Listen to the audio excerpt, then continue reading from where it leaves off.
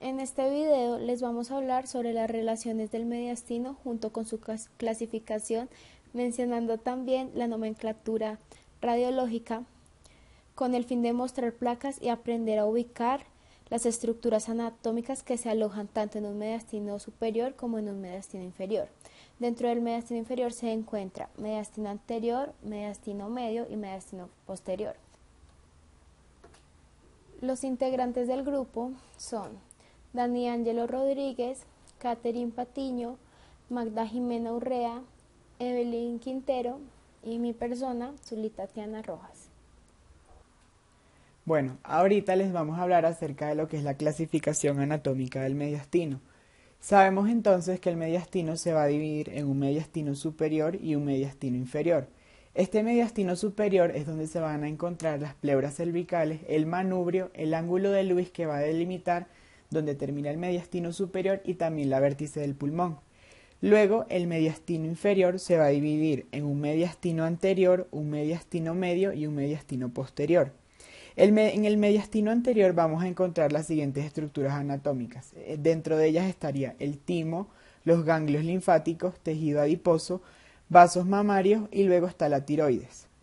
En el mediastino medio se va a encontrar el corazón, el pericardio, la aorta ascendente, vena cava superior, vena cava inferior, vasos brachiocefálicos, vaso pulmonar, tráquea, ganglios linfáticos, nervio laringo recurrente, nervio frénico y nervio vago.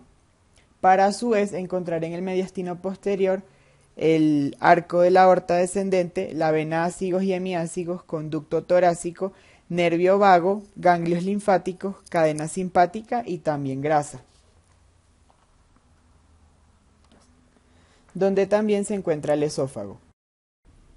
En la nomenclatura radiológica encontramos radiolúcido, radiopaco y densidad mixta.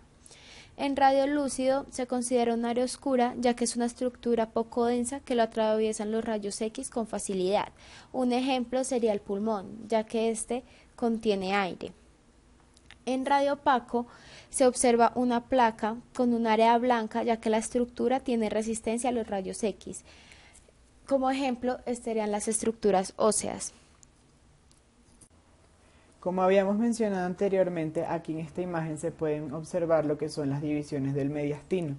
Sin embargo, es muy importante tomar esto en cuenta porque cuando se están haciendo lecturas de placas radiológicas es importante conocer de manera muy clara y precisa la anatomía y la ubicación que corresponde a cada órgano dentro de la clasificación, ya que esto podría ayudar a determinar y realizar un diagnóstico mediante la observación completa de una imagen radiológica. Cuando se va a hacer una toma de una placa radiológica, es importante que se haga siempre dos tomas, es decir, que se tomen en cuenta dos ángulos diferentes, ya que teniendo en cuenta dos ángulos distintos, podemos identificar una masa que de repente en la toma que se realizó en bipedestación no se puede observar y la placa que digamos, de un lado lateral podría ayudar a observar una masa que, digamos, en una vista anterior no se podría ubicar exactamente dónde se encuentra. En radiografía, cuando se va a hacer una observación, se debe tomar en cuenta que se encuentran ciertas regiones que deben ser tomadas en cuenta con mucho cuidado, ya que en ocasiones pueden encontrarse patologías. Dentro de esto, digamos que se podría dividir en 4 regiones, que sería una zona apical señalada por la flecha roja, una zona iliar que está señalada por la flecha amarilla, una zona retrocardial por la flecha verde y por último estaría la zona que está por debajo de la cúpula del diafragma.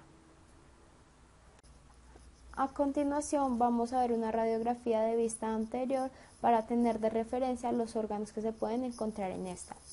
Por la sigla CL vamos a encontrar la clavícula, por la sigla T vamos a encontrar la tráquea, la sigla A la aorta, la sigla P la arteria pulmonar, la sigla CA la carina, la sigla LA vamos a encontrar la aurícula izquierda. Por la sigla G vamos a encontrar la cámara gástrica. Acá cuando el paciente está en bipedestación, por leyes físicas, los gases tienden a subir y se ve una región radiolúcida. Por la sigla S vamos a encontrar la escápula, por la sigla SF vamos a encontrar el ángulo esplénico Y por la sigla CPA vamos a encontrar el ángulo costofrénico. En esta radiografía podemos encontrar en las siglas PJL, que es la línea de unión posterior. En las siglas AJL es la línea de unión anterior. La sigla APW es la ventana aortopulmonar, que es la unión de la arteria pulmonar con la aorta. La sigla A es la aorta descendente. En esta imagen podemos observar desde una vista lateral estructuras que se ven de una forma más detallada. Entonces, para la sigla D se encuentra el diafragma, que se va a dividir a su vez en diferentes partes. Luego, como se observó en la imagen anterior, también se encuentra la tráquea. Está también la IB, donde se encuentra el ventrículo izquierdo, y la RB para el ventrículo derecho. La sigla RPA significa para lo que sería la arteria pulmonar derecha y la LPA para la arteria pulmonar izquierda, recordando que la L significa izquierdo y la R derecho. La E sería para el esófago y la RUL sería para el bronquio izquierdo y el M el manubrio del esternón. La CPA sería para el ángulo cardiofrénico y como referencia se toma una B que está en color blanco, que es para lo que es ubicar lo que es las vértebras. Para esta imagen, la SVC es la vena cava superior, la IVC es la vena cava inferior y luego tienen una BI que es para el bronquio izquierdo, luego una MF que es para la fisura mayor y una MF para la fisura menor. La diferencia que marca ahí es que la fisura mayor se encuentra con letras mayúsculas y la fisura menor con letras minúsculas. Sin embargo, las fisuras normalmente en una radiología no se observan, de forma que cuando estas fisuras se pueden identificar con facilidad, esto podría ser patológico, ya que podría estar relacionado con un líquido que se encuentra ahí.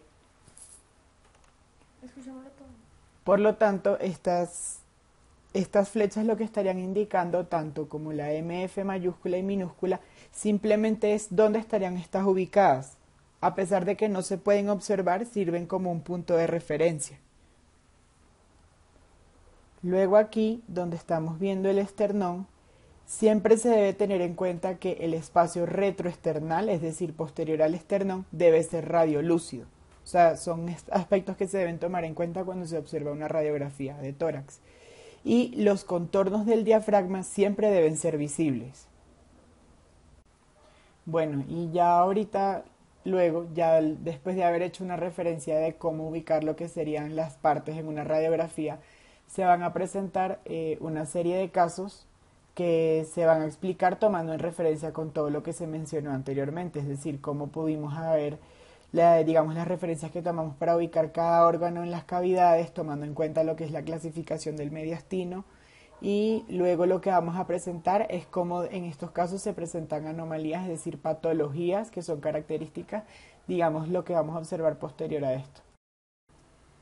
Bueno, ahorita ya entrando en el caso número 1, observamos una radiografía en la cual se dificulta, o sea, no se puede observar lo que sería el ángulo costofrénico, el cual habíamos descrito en la lámina anterior, que como en este caso no se puede ver, una de las razones por las cuales se puede asumir que no haya un ángulo costofrénico definido sería un derrame pleural. Sin embargo, aquí como se observa que está en ambos lados, se podría decir que es un derrame pleural bilateral. Es una de las razones que se pudiera asumir con también una falla cardíaca, ya que también se observa una cardiomegalia y aquí en la parte superior se observa una teromatosis prominente y podría estar relacionada con el calcio. En la parte del intersticio también se observa un engrosamiento que pudiera estar relacionado también con la falla cardíaca, digamos que este podría ser uno de los diagnósticos más acertados. Las causas de un derrame pleural podría ser por una neumonía, que estos derrames se denominan paraneumónicos, y también podrían causarse por un absceso pulmonar. Los cánceres de pulmón también están relacionados con este tipo de derrames y en los casos de los pacientes que presentan mucho líquido, ya sea por una falla renal, también se puede producir este tipo de derrame. Continuando con el caso número 1, vamos a observar una radiografía de vista lateral donde podemos observar que el ángulo costofrénico no se puede observar bien. En la parte posterior al externo, la región radiolúcida es gases de la cámara gástrica. En el siguiente caso se puede hacer referencia a lo mencionado anteriormente acerca de lo importante de tomar dos ángulos en radiografía. En el caso presentado se puede observar una masa que luego mirando la radiografía lateral se puede ver que la masa es netamente de mediastino posterior. Algunos tipos de masas posteriores podrían ser quistes neuroentéricos, neurinoma relacionado con las células de Schwann y el neurofibroma, siendo estos mencionados algunos de los más comunes. El schwannoma es un tumor de la vaina de mielina benigno. Una característica de este tipo de tumores es que presentan un crecimiento lento. La neurofibromatosis son trastornos genéticos del sistema nervioso que afectan al desarrollo de las células nerviosas. Estos tumores crecen en nervios y pueden producir deformidades en los huesos y cambios en la piel. En esta radiografía hay una masa en mediastino anterior. Dentro de las masas más frecuentes en mediastino anterior está el timoma, que hace referencia a una neoplasia en el timo, el bocio de tiroides, que es cuando hay un agrandamiento anormal de la glándula tiroides, y el teratoma, que es un tumor encapsulado que contiene las tres masas germinales. Y radiológicamente se representa como una pasificidad difusa del hemitórax izquierdo con presencia de masa y desplazamiento del corazón y mediastino hacia el lado derecho. En el TAC que se presenta del mismo paciente permite ver de forma más clara que la masa es retroesternal. Anteriormente comentamos que el espacio retroesternal debe ser radiolúcido, cosa que no se observa en este. Podemos concluir que en el caso 1 existe una cardiomegalia, ya que después de analizar la relación cardiotorácica que se obtiene de la división entre la longitud transversal del corazón y el diámetro interno torácico mayor, el resultado es mayor a 0,5. Conociendo la proporción de las cavidades, podemos identificar que el corazón está ocupando diferentes espacios en los que no debería localizarse.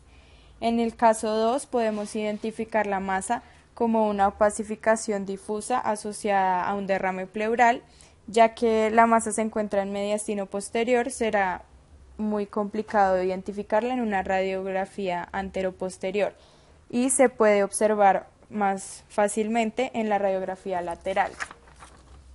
En el caso 3, la radiografía anteroposterior y lateral nos ayudan a aportar la orientación topográfica de la masa. Además, gracias a esta se pudo observar la extensión, contorno y densidad de la masa.